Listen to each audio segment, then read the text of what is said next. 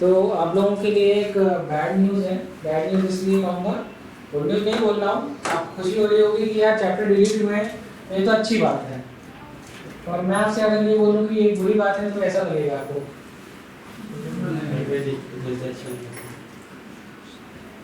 क्यों मैं इसको बैड न्यूज़ कह रहा हूँ आप लोगों के लिए? क्योंकि जो चैप्टर डिलीट हुए हैं उन पर नजर डालिए।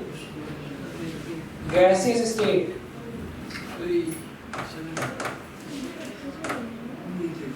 सरफेस केमिस्ट्री,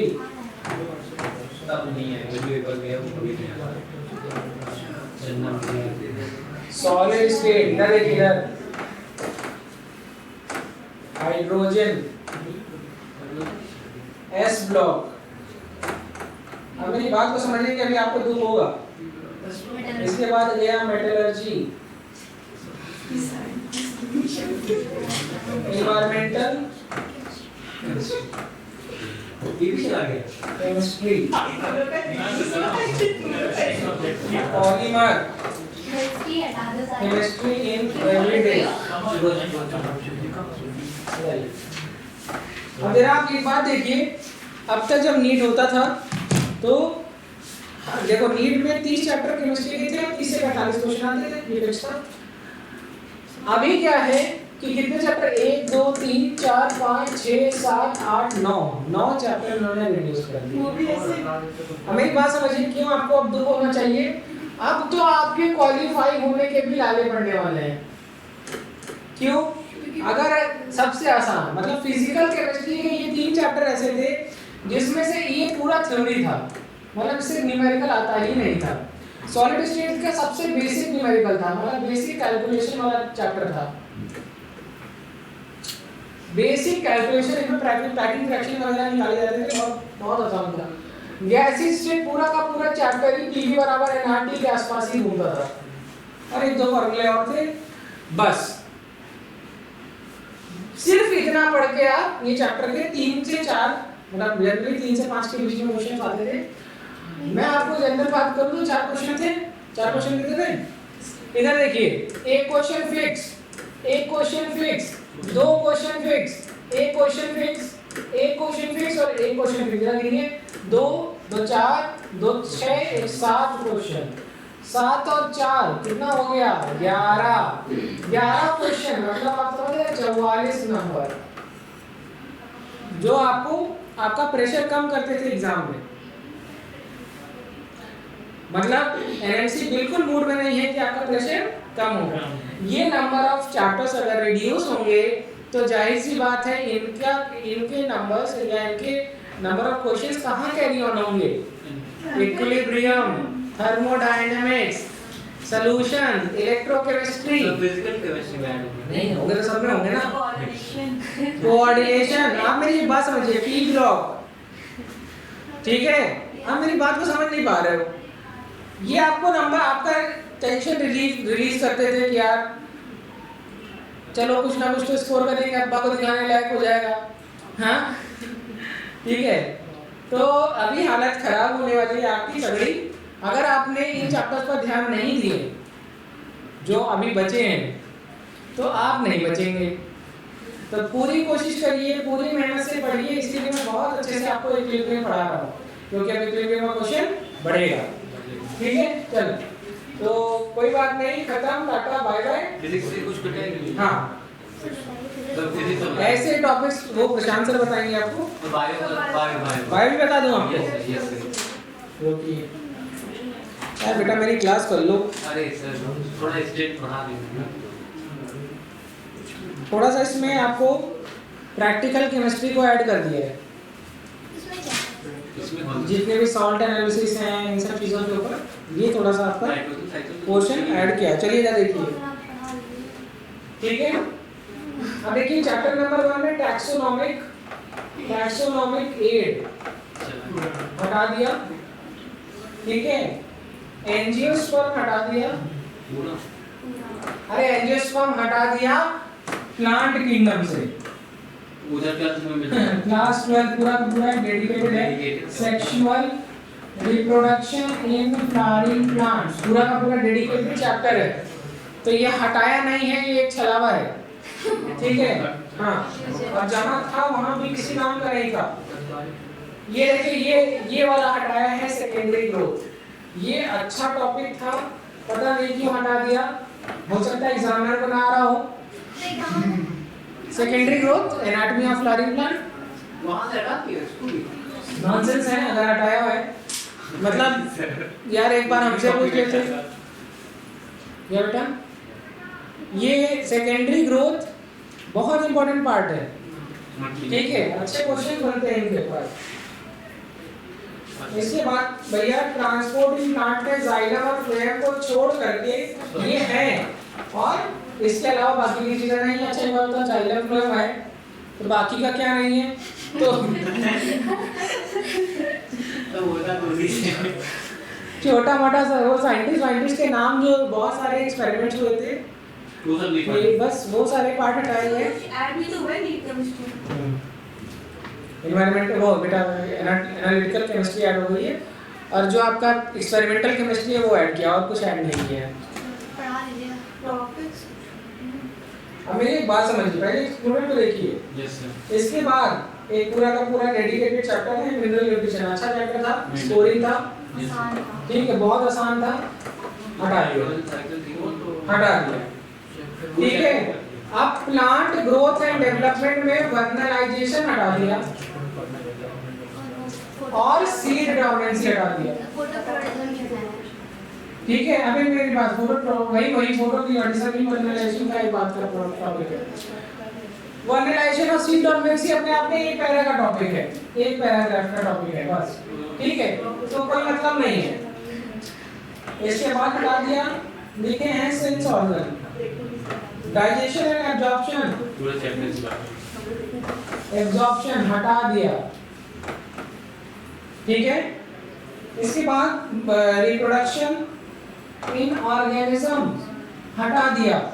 इसके बाद आपका फूड एनहांसमेंट स्ट्रेटजीज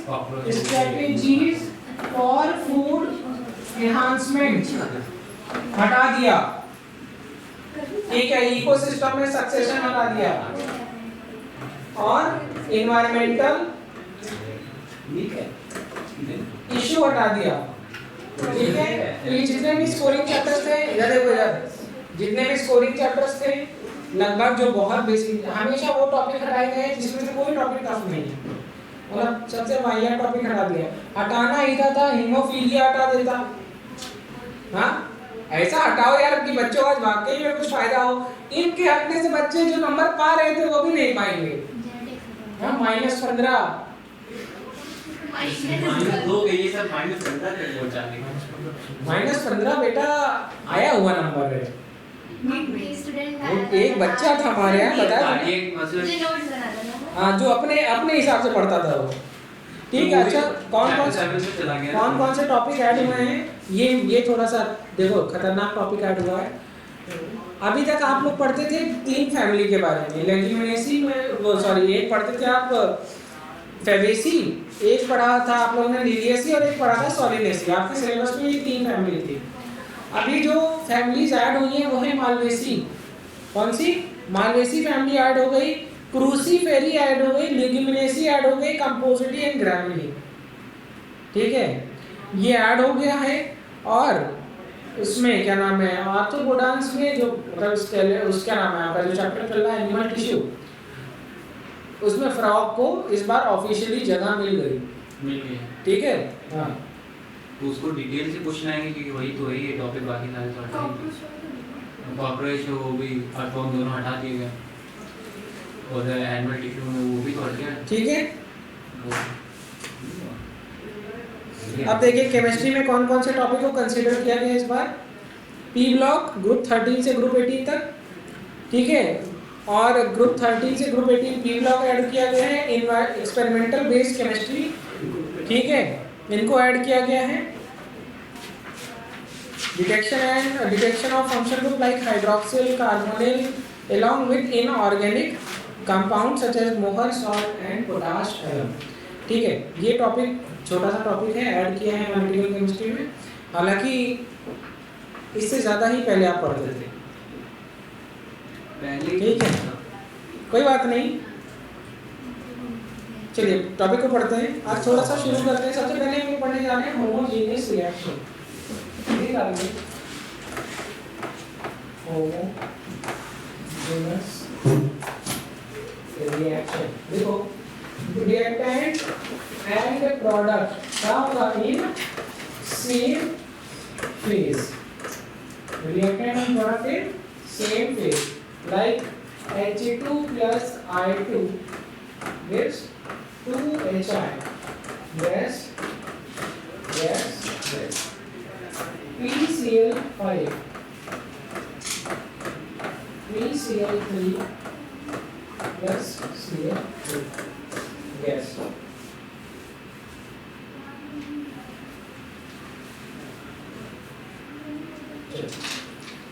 यहाँ तक समझ में आ गया?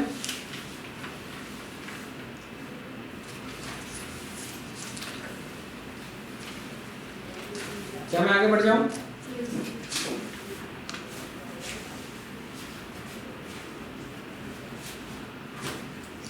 चलिए हेडिंग डालिए।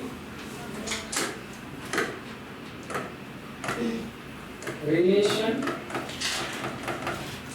Between KC and KP। देखिए KP बराबर KC RT की पावर डेल्टा N मतलब गैसेस स्टेट। चलिए बात करते हैं what is delta N G। It is NP minus NR। ठीक है, अब condition if delta NG is equal to 0, मतलब NP और NR की वैल्यू क्या होगी? NP is equal to NR। ठीक है, तो पता है ना, number of gases moles of product minus number of gases moles of reactant, पढ़ाया नहीं मैंने?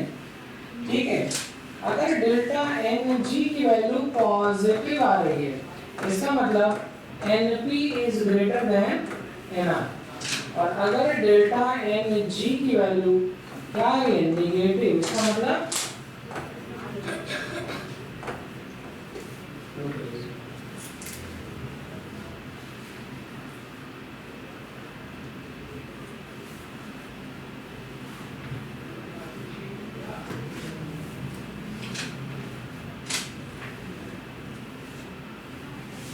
अगर बेटा डेल्टा Ng की वैल्यू 0 तो ये पूरी की पूरी चीज 1 हो जाएगी, किसी की भी पावर 0 हो 1 होता है। तो इसका मतलब यहाँ पर जो Kp है वो किसके बराबर होगा? Kc के बराबर। अगर डेल्टा Ng की वैल्यू पॉजिटिव या पॉजिटिव तो ये कुछ वैल्यू आएगी ना, तो जो Kc है Kc is equal to Kp by this, right? तो Kc बड़ा Kp से, तो लिखो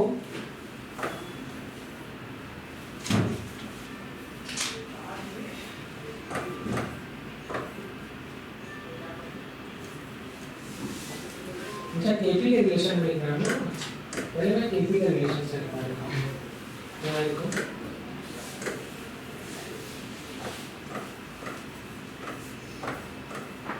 अच्छा ये देखो Kc की वैल्यू कब बढ़ी? जब डेल्टा Ng में मतलब नंबर ऑफ प्रोडक्ट ज्यादा है। तो कोई ऐसी रिएक्शन जिसमें प्रोडक्ट ज्यादा है रिएक्टेंट कम है, जैसे कि जितनी भी डिसोसिएशन रिएक्शन है, जैसे एक छोटी सी बात बोल रहा हूँ, कैल्शियम कार्बोनेट को तोड़ रहे हो तो कैल्शियम ऑक्साइड और कार्बन डाइऑक्साइड बन रहा है, क्या बन रहा है? तो प्रोडक्ट 2 बने, रिएक्टेंट 1 है, तो नंबर ऑफ प्रोडक्ट बढ़ रहा है ना, नंबर ऑफ रिएक्टेंट से। इसी तरीके से जैसे HI है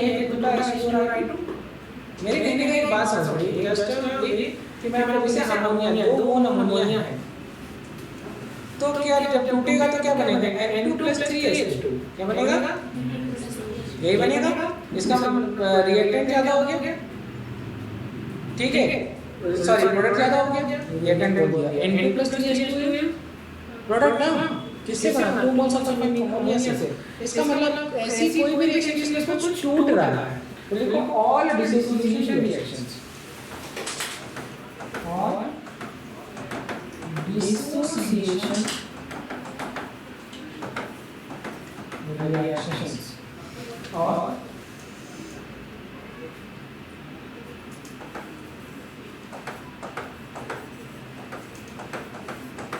तो ये कैसे कंडीशन है और association reactions all association reactions बात समझ में आ रही है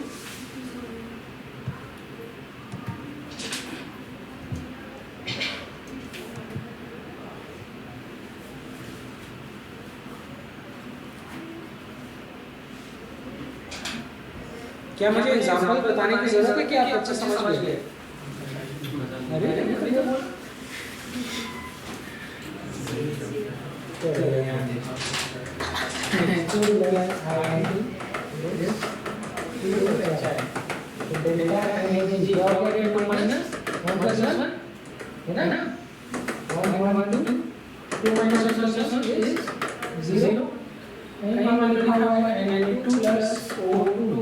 gives 2 NO तो 1 1 और ये 2 क्या होगा 2 minus 1 plus 1 that is 0 ठीक है Na2O4 और ये का 2NO में इसमें 2NO क्या होगा 2 minus 1 1 डेल्टा n क्या है पॉजिटिव वैल्यू सब एग्जांपल है और एक एग्जांपल और देते हैं देखिए P0 5 P0 3 plus C0 2 1 that is 2 minus 1 answer is 1 बस समझ में आ गई तो डेल्टा n की वैल्यू से है सारी क्या मैं आगे बढ़ जाऊं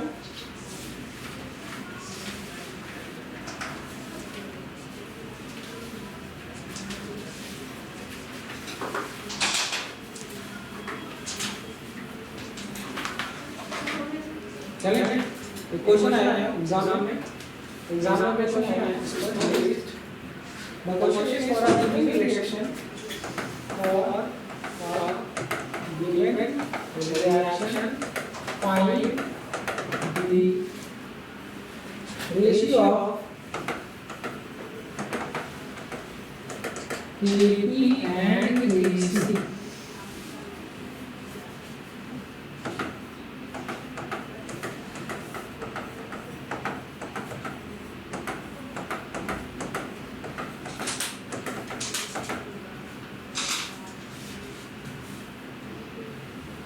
क्वेश्चन है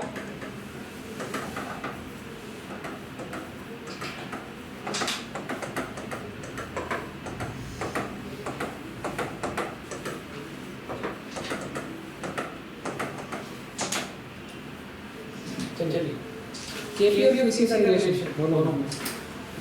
दोनों ही क्वेश्चन में केपी और किसी का रिलेशन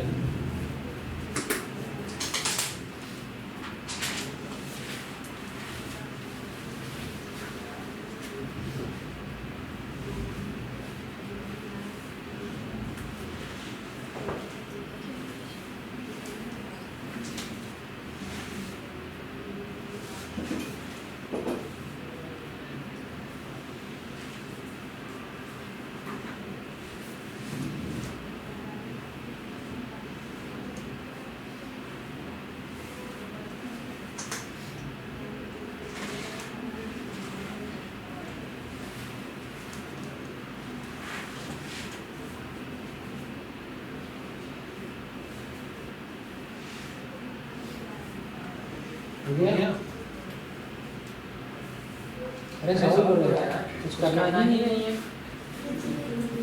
ये सॉलिड है इसको इंटीग्रेट करेंगे इसको 1 मानेंगे इसको 2 तो delta n g equal to 2 minus 1 that is 1 तो Kp बराबर Kc r टी पावर 1 ये तो पूछा है कि रेशियो में Kp बाय Kc क्या होगा तो Kp अपॉन Kc इसको नीचे क्या होगा बचा क्या आर टी उल्टा तो नहीं का यहाँ पे 1 और यहाँ पे 1/2 ये हो गया 1 तो क्या हो गया डेल्टा n g बराबर 1 माइनस 1.5 दैट इज 0.5 या 1/2 राइट तो ये है ना तो kp बराबर kc और rt की पावर 1/2 तो क्या हो जाएगा kp बराबर kc की इज इक्वल टू देखो एग्जाम में कैसे आया एक बार नहीं जाना लो rt की पावर 1/2 या हम इसी को लिख सकते हैं 1/√RT लिख सकते हैं कि नहीं एग्जाम में जो आया था वो बोल दिया है क्वेश्चन का ऑप्शन दिक्कत प्रशांत सर बेसिक मैथमेटिक्स पढ़ाया है ये सब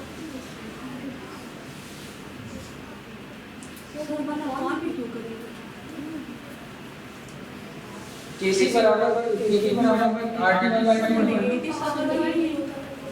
तो नेगेटिव नहीं आएगा माइनस में आएगा ना बेटा माइनस से आएगा ये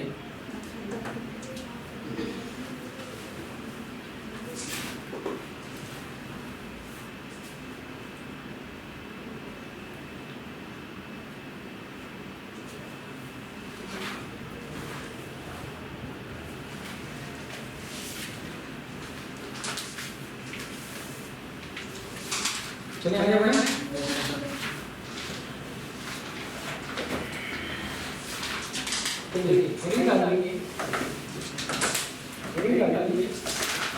न्यूमरेटर ऑफ AC तो जब AC से देखते हैं तो यूनिट ऑफ AC और यूनिट ऑफ EB क्या होता है आपको याद है मोल पर लीटर हां वही लिखा था ना एक्टिव मास का मोल पर litre power delta n g इसी तरह लिख सकते हो 8.2 की पावर डेल्टा n g ठीक है तो जी क्वेश्चन सॉल्व करते हैं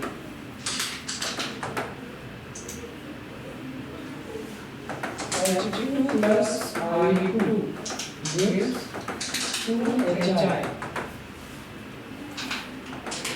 Find the unit of AC and AP.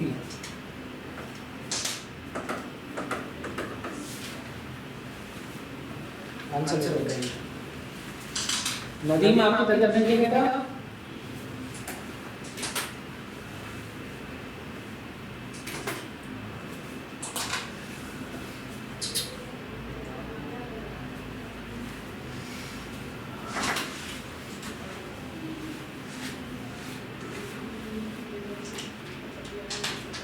इसमें केपी हो जाएगा हमारा जीरो हो जाएगा फिर सर तो इसका हो जाएगा कि पावर यूनिट दोनों यूनिट क्यों क्योंकि डेल्टा n g = 2 माइनस क्या आ जाएगा तो दोनों के लिए पावर जब जीरो होने के लिए क्या हो जाता है ओवरऑल वैल्यू बन जाते हैं क्या हो जाएगा यूनिट डेसिमल के लिए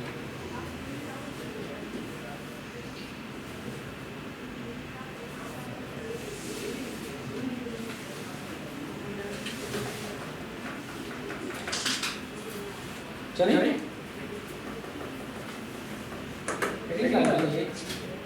equilibrium constant determine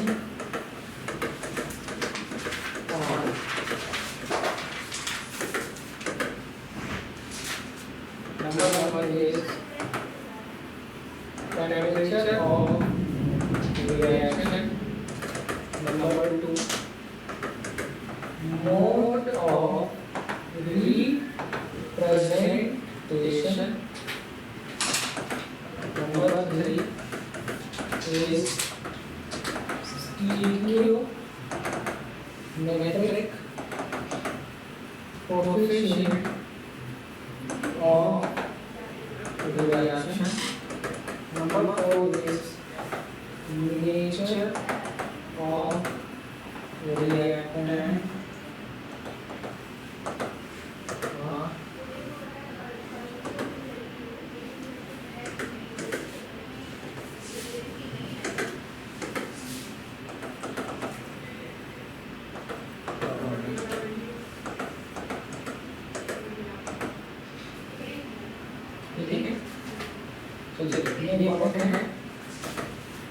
Equilibrium constant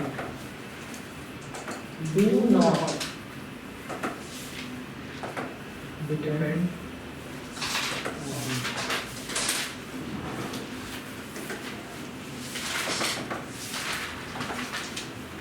on concentration of reactant or product, volume of vessel, that is pressure of reaction. इसको पूछना है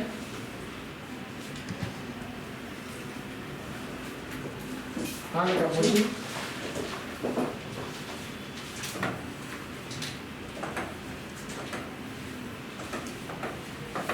addition of inert gas at constant volume या constant pressure. पांचवा is catalyst, छठा is turbine. ठीक है चलिए पूछिए भाई इससे क्या पूछना है तो equilibrium constant temperature mode of representation stoichiometric coefficient nature of reactant और प्रोडक्ट पर डिपेंड करता है अगर आप N2 + 3 = 2 नेचुरली है इसी को पता करके कोई नेचुरली N2 + 3 रखना है दोनों का इक्विलिब्रियम बदल जाएगा तो बदल जाएगा इक्विलिब्रियम कांस्टेंट की वैल्यू बदल जाएगी स्टीरियोमेट्रिक कोएफिशिएंट जैसे आप अगर एक मॉलिक्यूल लिख रहे हैं H2 + I2 = 2HI तो इक्विलिब्रियम कांस्टेंट कुछ और है अगला लिखा हुआ है अगर आपने लिख दिया 2H2 + सॉरी हां 2H2 + 2I2 = 4HI तो आपका क्या हो गया स्टीरियोमेट्रिक कोएफिशिएंट बदल जाएगा इक्विलिब्रियम बदल जाएगा नेचर ऑफ रिएक्टेंट अगर रिएक्टेंट सॉलिड है तो Kc बदल नहीं निकलेगा Kp बदल नहीं निकलेगा अगर वही सेम रिएक्टेंट अगर गैसियस या लिक्विड है तो Kc निकलेगा अगर वो रिएक्टेंट जो है गैस में है तो Kc भी निकलेगा Kp भी निकलेगा तो रिएक्टेंट या प्रोडक्ट के नेचर पर डिपेंड करेगा इसी बात तरह से देखिए concentration of reactant and product concentration of reactant and product market में 1000 तारे हैं और फैक्ट्री में 2000 तारे हैं लेकिन 10 कारें स्क्रैप होकर के फैक्ट्री में आ रही हैं और 10 नई कारें शोरूम से बिक रही हैं तो जो बिजनेस है वो तो 10 कारों के आसपास चलेगा ना एक 2000 कार तुम बना के रखे हो भी 10 ही नहीं है तो बिजनेस कैसे हो रहा है 10 से ना तो तुम्हारा इक्विलिब्रियम जो है इस पर कंसंट्रेशन से डिपेंड करेगा क्या फैक्ट्री में 5000 का रहा है बिकेगी 10,000 तक में से होगा हमारा प्रॉफिट तो वही 10 से डिसाइड करना है ना तो अब दूसरी चीज हो गई वॉल्यूम ऑफ वेसल वॉल्यूम देखो बात ये है वॉल्यूम जैसे लिक्विड है हां 2 लीटर के डब्बे में आधा लीटर तुम दूध ले आओ तो डब्बे के वॉल्यूम में फर्क पड़ा क्या दूध में हां नहीं तो वॉल्यूम वेसल के जो वॉल्यूम है वो डिसाइड नहीं करता अगली इज प्रेशर ऑफ रिएक्शन ठीक है प्रेशर ऑफ रिएक्शन से भी कोई फर्क नहीं पड़ता और अगर आप इनर गैस ऐड करें चाहे कांस्टेंट टेंपरेचर वॉल्यूम का ऐड करें चाहे कांस्टेंट प्रेशर पर इसका कोई भी इफेक्ट नहीं होता इक्विलिब्रियम कांस्टेंट पे दो बात है इक्विलिब्रियम जल्दी लाना लेट लाना नहीं बात हो रही है इक्विलिब्रियम किस तरफ से जुड़ रही है इक्विलिब्रियम कांस्टेंट एक अलग चीज है और डायरेक्शन ऑफ रिएक्शन एक अलग चीज है इसके पहले जो तुम पढ़े थे वहां डायरेक्शन ऑफ रिएक्शन जैसे मान लीजिए ये लड़का है क्या नाम है इसको मान लो छोटा बच्चा जो है वो उसने परेशान किया हाँ तो जो ये पीछे बच्चा बैठा है इसने कहा कि यार हम तुम्हारी जगह होते तो अभी इनका बैग उठा के फेंक देते। हाँ तो ये पहले धीरे ये पहले धीरे धीरे कह रहे थे, ये पहले धीरे धीरे कह रहे थे कि हम बैग फेंक देंगे तुम्हारा, तुम कह रहे हो हमारा तुम्हारी जगह होता तो फेंक दिया। तो कहने का मतलब क्या है, फिर ये गुस्से में आए, इन्होंने बैग फेंक दिया। जैसे कि मैं बैग फेंक दिया, ये मेरे पास कभी लेंगे, फिर हमने तुमको दोबारा प्रोफाइल चेक किया, तुमको सेंटर से निकाल दिया। अब एक बात बताओ, इसमें तुम क्या कहोगे, सर इसने मुझे चढ़ाया था तो ये क्या कहेगा, हम कहेंगे तुम मुझे दूर कहोगे नहीं, तो कहोगे ये कैसे मान लिए तुम, तो हम इसको सजा देंगे क्या? नहीं, हम इसको सजा नहीं देंगे। अच्छा इनकी सेहत पे कुछ फर्क पड़ा, उनका बैग चला गया, उन्होंने को दो बात सुनाई भी होगी, हाँ ठीक है। तो कहने का मतलब क्या है कि क्या इसकी इनकी पीछे बैठे सब्जेक्ट की क्वालिटी और क्वांटिटी में फर्क पड़ा? नहीं पड़ा, बस इन्होंने इस काम को थोड़ा जल्दी करवा दिया। अब कहीं इनके पापा पीछे खड़े हो तो इनको ये अलग करने देंगे नहीं, किसी तरह भी करेंगे, कैटालिटिक पॉइजन, हाँ किसी तरह। और मान लीजिए इनके पीछे सत्यम हो, सत्यम हाँ हाँ सही कह रहा है, तो सत्यम क्या हो गया, कैटालिटिक प्रमोटर, इनको हिम्मत मिल गई, सत्यम भी है, मैं तो कुछ कह नहीं रहा, ठीक है बात समझ में आ गई। चलिए देखिए एक बात समझ में आ गया हम लोगों को कि इक्विलिब्रियम कांस्टेंट और इक्विलिब्रियम दोनों अलग अलग चीजें हैं। क्या है? इक्विलिब्रियम कांस्टेंट और इक्विलिब्रियम दोनों अलग अलग चीज है। देखिए equilibrium and equilibrium constant both are different. देखिए इक्विलिब्रियम एंड इक्विलिब्रियम कांस्टेंट, ये कुछ भी हो सकता है, इससे हो सकता है, ये भी हो सकता है, ठीक है। देखिए both are different, both are different things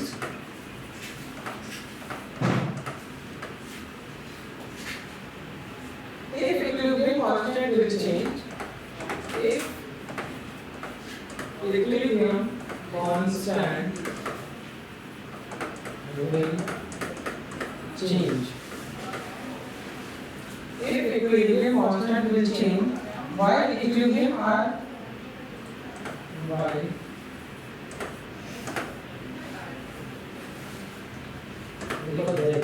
then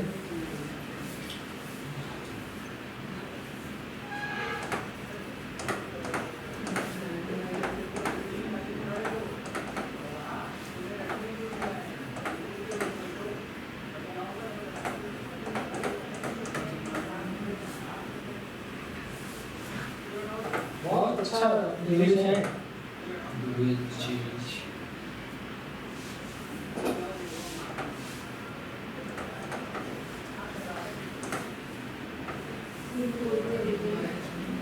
बता रहे हैं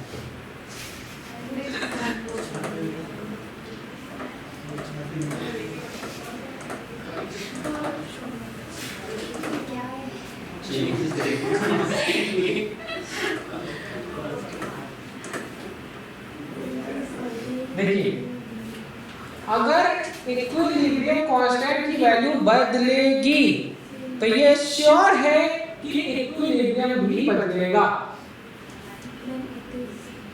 ठीक है। उसको कहते हैं ना तुम किसी और को चाहो, वो वाले उसमें कहता है सूर्य से कहती कहता है ना, मैं तुम्हें भूल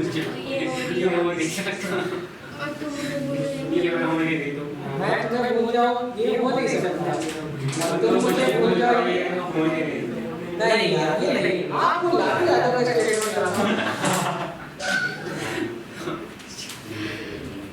उसमें कहता है तुम अगर मुझको ना चाहो तो कोई बात नहीं, तुम किसी और को चाहो तो दिक्कत होगी, ऐसा कुछ बोला था ना पार्लियामेंट में।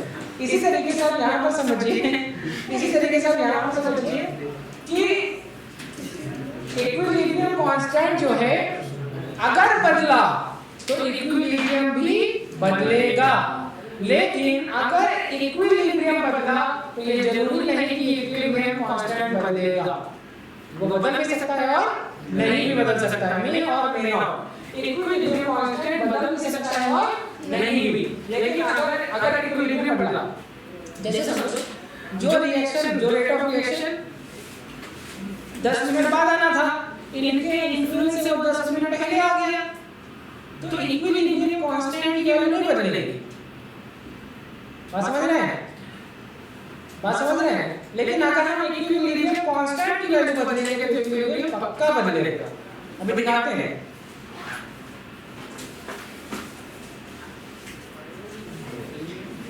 देखिए इंपॉर्टेंट बातें हैं। देखिए equilibrium and equilibrium constant both are temperature dependent, both are temperature dependent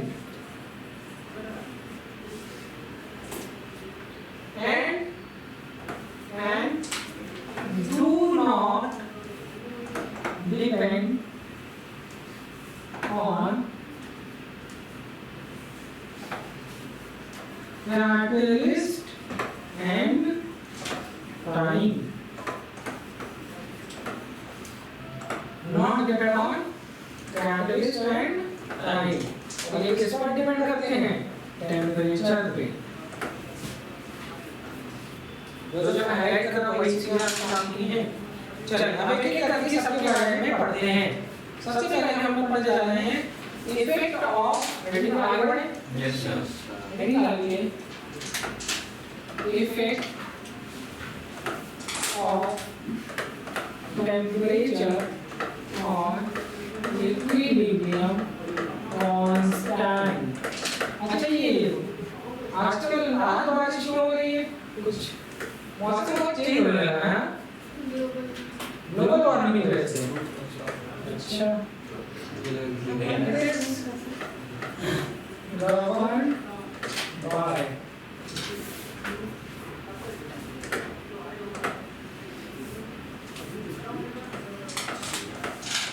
band of equation। तो लिखिए AC बराबर A E minus delta H upon RT। RT नहीं है RT। घर बता रहे हैं RT के बारे में बताया जा रहा है।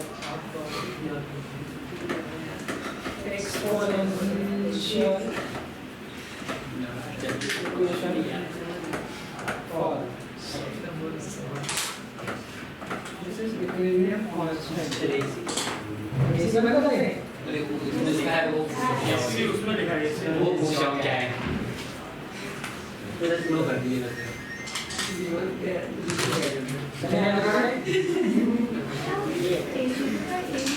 ये लिखा है बेटा। ये बारे से होना हाँ लगा any constant और बेटा सबके सामने नहीं।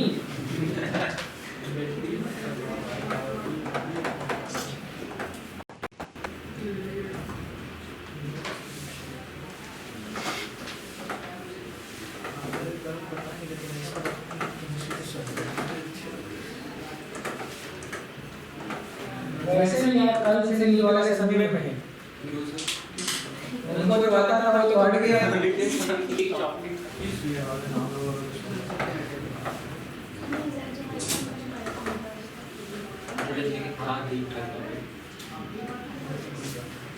यही चैप्टर हट जाता तो कितना अच्छा। हाँ हाँ सर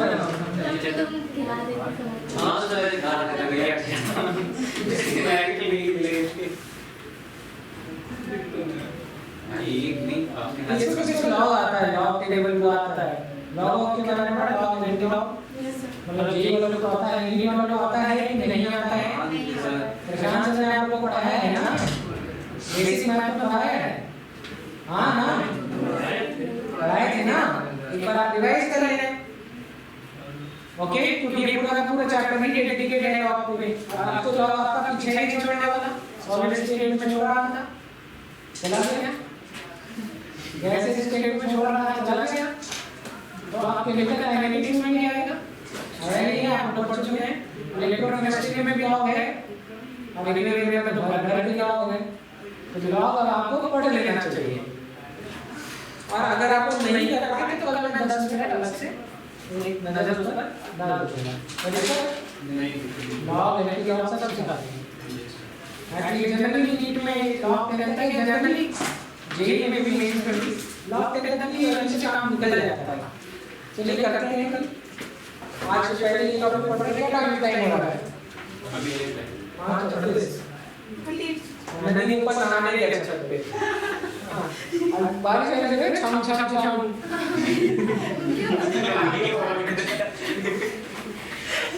सुना ही नहीं वाला आप लोगों ने, स्टेशन पे नाच रहे हैं।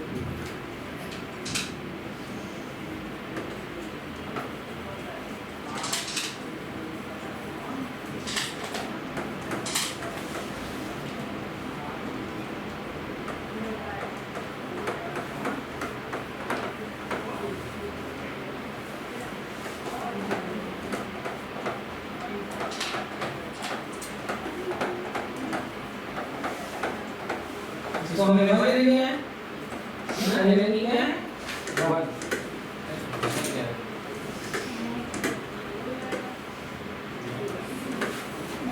चलो देखिए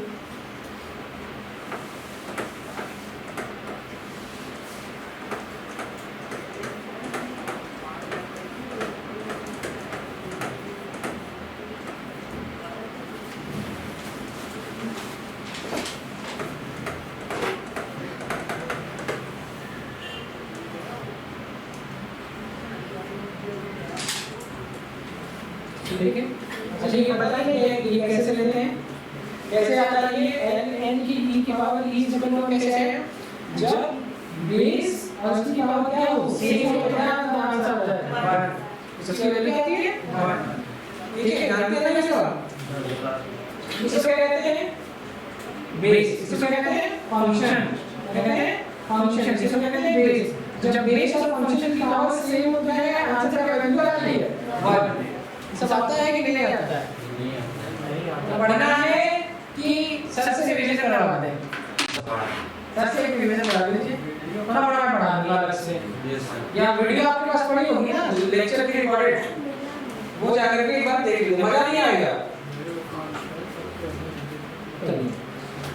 देखिए 2.303 log AC बराबर 2.303 log A minus delta H upon R T। ठीक है, देखिए डिवाइडिंग both equation by 2.303 तो क्या हो जाएगा? अब बेटा ये देखो इसको 2.303 से डिवाइड करने को बोल रहा है सबको, हाँ तो करेंगे तो क्या आएगा? log AC is equal to log A minus delta H upon ये यहाँ पे इससे मल्टीप्लाई जाएगा 2.303, क्या समझ आया ना? अगर मैं इसका डिवाइड 2.303 से कर दूं 2.303 से, ये तो मल्टीप्लिकेशन आ जाएगा ना, तो क्या आ जाएगा? अपॉन 2.303 RT, यही होगा। देखिए चलिए यहाँ तक नोट करिए।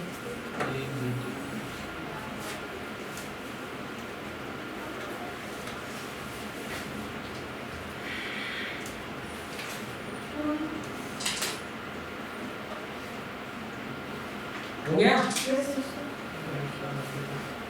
यस ठीक है, तो यहाँ पे देखिए इक्विलिब्रियम कांस्टेंट, अच्छा टेम्परेचर प्रेडिक्ट करा था ना at two different temperature when delta H enthalpy of reaction is constant। चलिए मानते हैं let K1 is equilibrium constant at T1 temperature and K2 is equilibrium constant at T2 temperature। ठीक है बोलिए।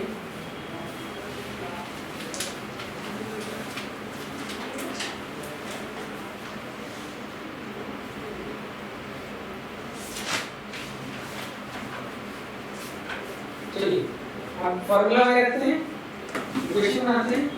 log A1 is equal to log A minus delta H upon 2.303 RT1, ये होगा equation number 1।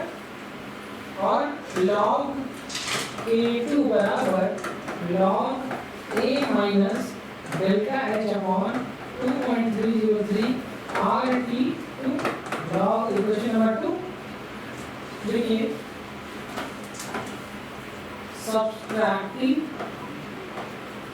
equation 2 to 1, equation 1 लिखा है, equation 2 से equation 1 को subtract कर रहे हैं, करेक्ट? आगे बढ़ें।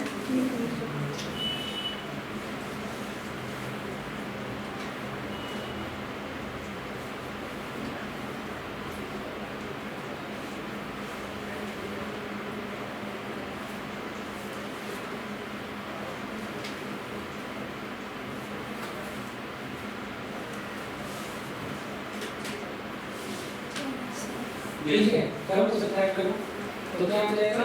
log A2 minus log A1, वहाँ पर A और A था ना, log A minus log A, अच्छा माइनस में वैल्यू थी माइनस, अब K2 है ना तो डेल्टा H अपॉन 2.303 RT2, ये होगा T2 होगा ना। और माइनस, अच्छा दोबारा जो डेल्टा एच है वो तो माइनस में आता है, तो मैं दो बार माइनस में अच्छा प्लस लिख दूं, माइनस में ऐसा होता है plus delta H upon 2.303 R T1 निकल गया था, सब्ट्रैक्ट कर दिया। अच्छा ये दोनों वैल्यू सेम है, हट जाएगी, चलिए लिखिए। अच्छा log K2 minus log K1 तो हम क्या लिख सकते हैं?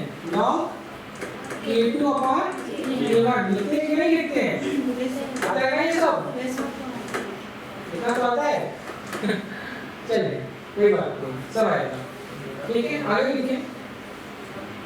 तो delta H upon 2.303 R T1 minus delta H upon 2.303 R T2, और देखो T2 माइनस T1 था, मैंने पलट दिया इसको, ठीक है, पलट दिया। अब इसको वापस सॉल्व करेंगे। ये रहेगा लॉग। अच्छा ये वैल्यू कॉमन है ना, सब में इतनी वैल्यू कॉमन है कि नहीं, इसमें भी और उसमें भी। तो क्या मैं इसको ऐसा नहीं लिख सकता, log k2 upon k1 is equal to delta h upon 2.303 r, और यहाँ क्या मैं ऐसे भी तो ब्रैकेट में 1 upon t1 minus 1 upon t2 लिख दूँ? बोलिए, नहीं लिख सकते इसको सिंप्लीफाई करके,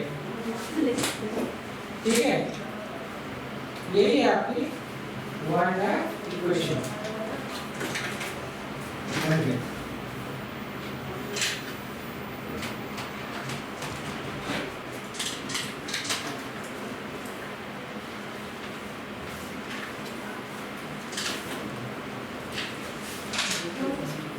ठीक है, चलिए तो नेक्स्ट क्लास में हम लोग इसी ग्राफ के बारे में पढ़ेंगे, अलग अलग तरीके के ग्राफ और वन है फैक्टर।